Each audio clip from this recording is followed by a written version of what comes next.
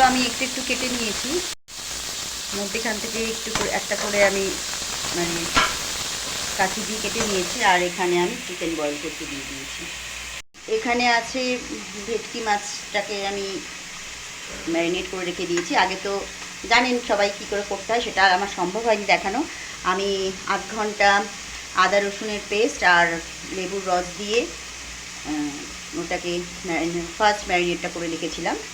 তারপরে আধ ঘন্টা পর এর মধ্যে দিয়েছি খানিকটা ময়দা, খানিকটা কর্নফ্লাওয়ার, গোলমরিচের গুঁড়ো আর পরিমাণ অল্প করে নুন দিয়ে এটাকে আমি ম্যারিনেট করে রেখেছি। এবার আমি চিংড়ি মাছটা হয়ে গেলে আমি এটাকে ফ্রাই করে নেবো, আস্তে আস্তে মাছটাকে ফ্রাই করে নেবো। মিক্সড ফ্রাইড রাইস রেডি হয়ে গেছে, এদিকে চিলি ফিশও রেডি হয়ে গেছে বন্ধুরা।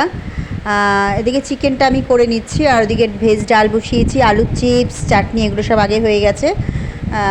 এটা আমি টমেটো পেঁয়াজটা খুব ভালো করে ভেজে নিচ্ছি। আর ওদিকে আমি মশলা করে রেখে মানে মশলা পেস্ট করে রেখে দিয়েছি, আদা বাটা, জিরে বাটা, পেঁয়াজ বাটা, রসুন, কাঁচা লঙ্কা একসাথে পেস্ট করে নিয়েছি।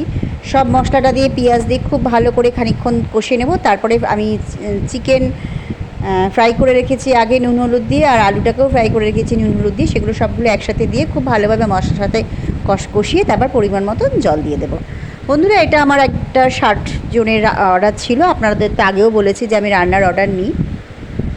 এখনও অবধি কারোর কাছ থেকে কখনো কোনো খারাপ আসেনি রিপোর্ট, সবাই মোটামুটি ফিডব্যাক ভালোই দিয়েছে। যাই হোক বন্ধুরা, তাহলে আজকের মতো ভিডিও এখানেই শেষ করছি। আগামী ভিডিওতে আবার আসবো, আবার কথা হবে। এখন সত্যিই সেভাবে ভিডিও করে উঠতে পারি না, তবে এবার থেকে সত্যিই চেষ্টা করব যে রোজের আগে যেরকম দিতাম অল্প বিশেষ ভিডিও।